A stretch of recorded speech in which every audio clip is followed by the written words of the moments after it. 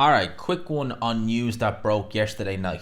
So at about, well, actually, basically 11 o'clock last night, it was announced by the Daily, well, let's not say the Daily, but the Mail Sport, this is who it's according to, that the British Boxing Board of Control and UCAD have won their appeal against the National Anti-Doping Panel's decision to lift Conor Benn's suspension forward slash clear him to fight.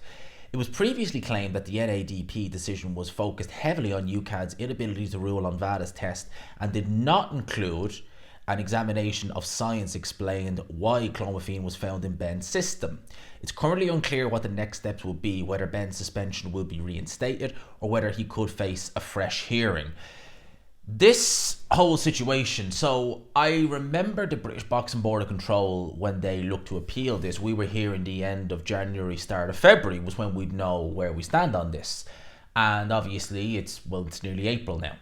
So I was kind of thinking, right, that's probably gone belly up, and expect, I wouldn't even say expect anything, you just expect Conor Benn's next fight to be in the UK, because probably the British Boxing Board will just say, right, look, whatever, it's done. Apparently not. It means now, well, it's hard to know what really it means. Does it mean that Conor Benn, well, his last two fights have been in the US, they haven't been in the UK, but does that mean now that he's going to have even more of a problem being able to fight in the US now? If they're looking to do a fight in the US, if they're looking to do a fight in Saudi Arabia, does that mean that that's kind of gone what up?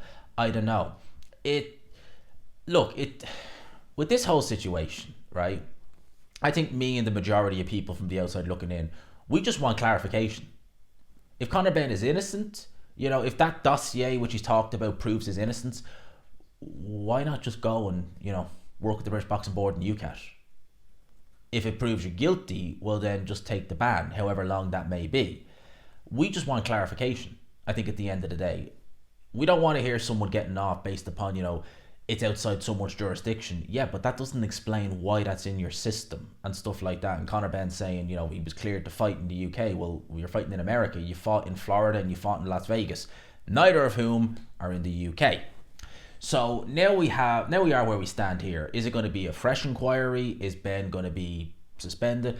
Honestly, I don't know. What I would imagine, and this, again, I'm just thinking out loud here, what I think will happen is that the board and Benn may just come to some sort of an arrangement where the board say, right, we're going to ban you backdated from such and such date.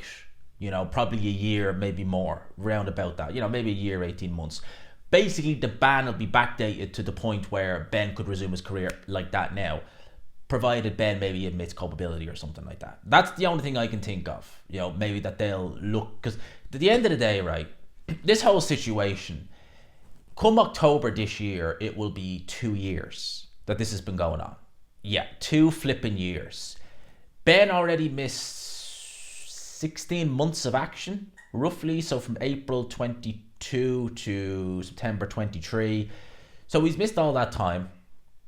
And, I just think the backdated ban, at the end of the day, I think the backdated ban is probably what's going to happen. I understand completely why people want to see, a more harsher ban and stuff like that. Because at the end of the day, he hasn't cleared his name. He hasn't. Some people would say, oh, but butts are for ashtrays. Butts are for ashtrays. If you go and do a breathalyzer with a cop and you fail and you have alcohol in your system, you're not going to say, well, technically it's outside their... It's like, why is it in your system? Why is it there? Simple as. And I think that's what we all want to know. I mean, Conor Benn even went on Piers Morgan, who was just, about Piers Morgan. But even Piers Morgan was like, why don't people want to know? If this dossier that he has, the 200-page dossier, proves you're innocent, I'd be saying, here, read it and weep. There you go. Put that in your pipe and smoke it to the British Boxing Board of Control. If it proves it, as far as I'm concerned, just go and do it. Now is the time to cooperate. Because the way Benn has handled this, I've said it before, he handled this appallingly. From a PR point of view, from everything. Because Dylan White, when all this stuff happened last year, radio silence, came back in Castlebar, and people have forgotten about it. People they're like, oh, Dylan White's back, and more people were happy that he was coming back than anything else, albeit in Castlebar of all places, but he just kept it under wraps. He just didn't say anything, didn't go, just made a statement, and that was it. Made his comeback, and that was it. With Conor Benn, it was non-stop. And as I said several times, I don't mean this with pun intended, Eddie Hearn egging him on, I don't think helped, because I think if Eddie Hearn should have been saying, we're going to go through due process, we're going to sort this out, but what you need to do is, see that? Zip. Keep it zipped. Because all Conor Benn did was rub people up. People who probably would have supported him, quite frankly. People who probably would have, if he'd kept his mouth shut, probably would have said, British box, leave him be. Let him, it's fine. He's been away, whatever. But the way he behaved, it left a bad taste in people's mouths. He came across as a very entitled, spoiled little brat during this whole situation.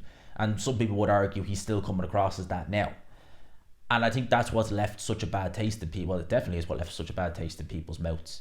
So a lot of people are happy about this, the British Boxing Board, and at the end of the day, like, what can you say? He's failed 2 tests. You know, they want to find out why. Can you blame them? So Conor Benn loses his appeal. I don't want this to go on too long, a big long meandering video, but let me know your thoughts in the comment section below, what you think the next step will be. I suspect backdated ban. I suspect him and the board will have a little secret handshake behind closed doors. Backdated ban, end of, boom, resume. Because Conor Benn, again, we're hearing Manny Pacquiao, Kell Brook. I just think this is embarrassing, quite frankly, targeting retired fighters. I think it's absolutely embarrassing doing that. I don't, like, why? Why would you target a Kell Brook retired for 2 years? Why would you, and again to Eubank Jr., why would you do that? Target a Kell Brook retired for 2 years. But why the flipping hell would you target Manny Pacquiao? Like, just why?